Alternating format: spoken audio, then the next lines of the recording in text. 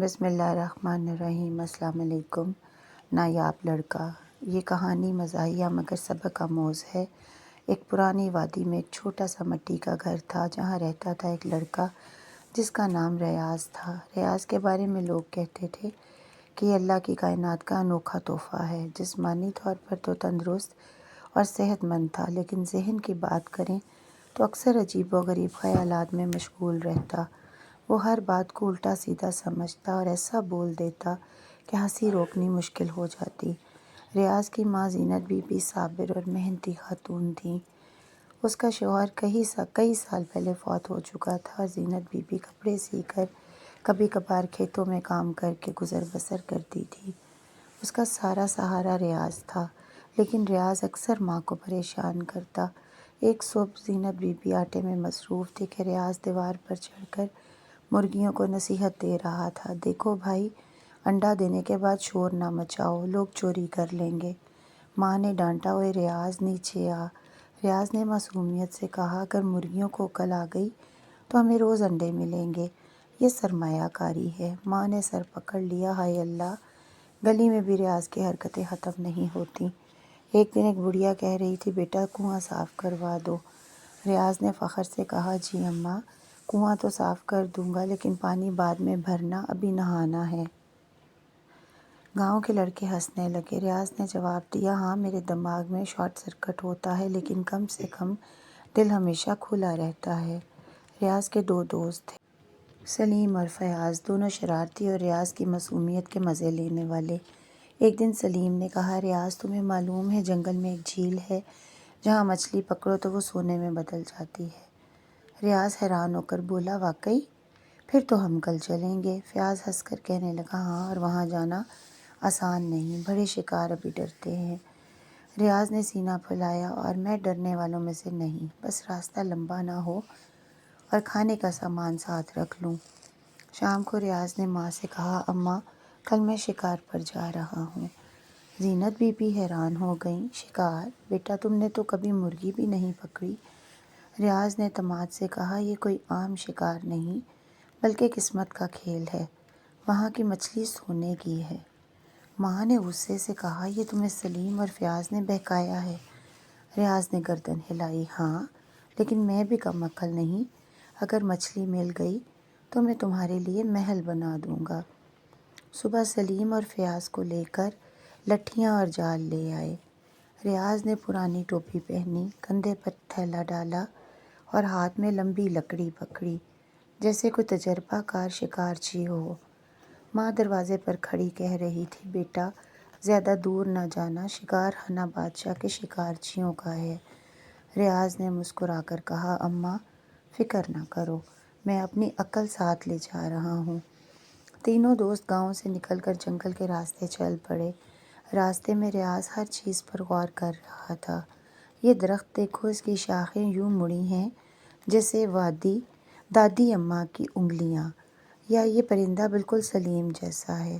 راستے میں ایک دریا آیا۔ فیاض نے کہا، ریاض جوتے اتار کر پار کرو، پانی میں بھیگ گئے تو مشکل ہوگی۔ ریاض نے جوتے اتار کر کہا، واہ، یہ تو بہترین انتظام ہے، پانی بھی مل گیا اور راستہ بھی ٹھنڈا۔ دوپہر تک تینوں جنگل کے اندر پہنچ گئے۔ ریاض خوش تھا کہ ابھی تک کوئی خطرہ نہیں آیا، لیکن اصل مشکل راستے کے موڑ پر کھڑی، جو انہیں سیدھا بادشاہ کے شکار خانے تک لے جائے گی۔ ریاض نے چاروں طرف نظر دوڑائی۔ جنگل کی خاموشی میں کہیں دور دھمک سنائی دی، جیسے کوئی بھاری چیز زمین پر گری ہو۔ سلیم نے کہا، یہ کیا آواز ہے؟ ریاض نے فوراً اندازہ لگایا، یقیناً یہ سونے کی مچھلیوں کی تیریں ہیں۔ فیاض نے سر پکڑ کر کہا، یہ تو زمین نہیں ہلا سکتی۔ جیسے ہی وہ مور کٹے، سامنے کھلا میدان آیا، بڑے بڑے گھوڑے بندھے ہوئے، تیر کمان رکھی ہوئی، اور کچھ لوگ خوشبودار سالن پکا رہے تھے۔ ریاض کی آنکھیں چمک اٹھیں، واہ، دیکھو، یہ تو میرے استقبال کا انتظام ہے۔ سلیم نے کہا، یہ دعوت نہیں بلکہ بادشاہ کا شکار خانہ ہے۔ ریاض نے اعتماد سے کیمپ کی طرف بڑھا۔ ایک سپاہی نے اسے دیکھ کر کہا، یہ کون ہے جو شکارگاہ میں داخل ہوا؟ دوسرے نے کمان اٹھا لی۔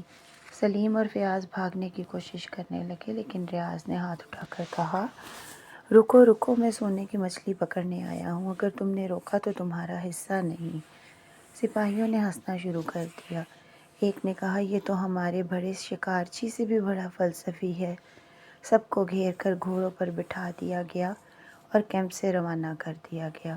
ریاض نے گھوڑے پر بیٹھ کر کہا، واہ، یہ تو خدمت بھی ہے، پیادہ جانے کی محنت بچ گئی۔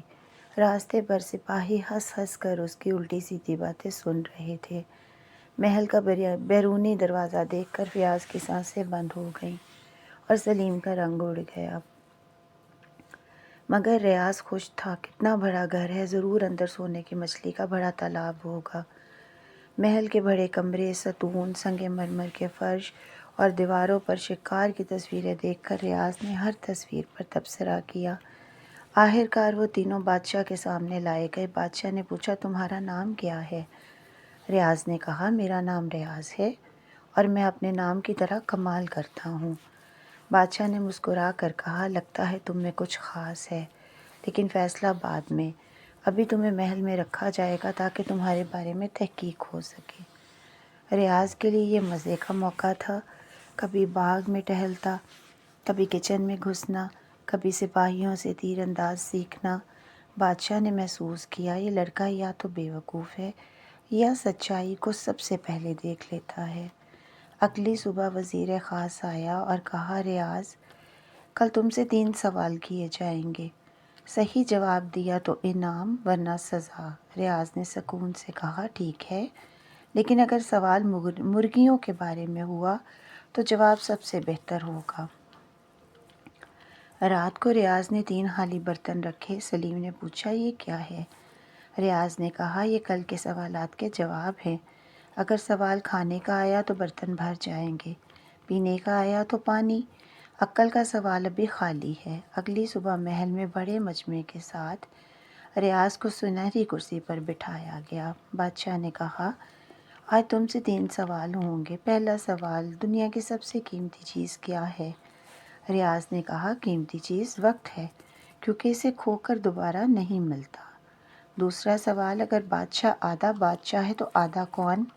ریاض نے کہا، بادشاہ آدھا بادشاہ ہے تو رعایا آدھی ہے، کیونکہ دونوں کے بغیر کوئی مکمل نہیں۔ تیسرا سوال، وہ چیز جو ہر جگہ ہے مگر نظر نہیں آتی۔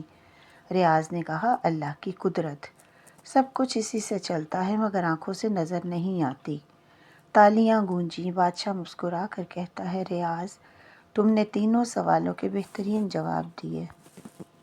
اگلی صبح ریاض کو وزیر بنایا گیا، سنہری لباس، موتیوں کی پگڑی، اور بادشاہ نے اعلان کیا، آج سے ریاض ہمارے دربار کا وزیر خاص ہے، کیونکہ اس نے سچائی، حاضر جوابی اور نیت سے سب کو حیران کر دیا۔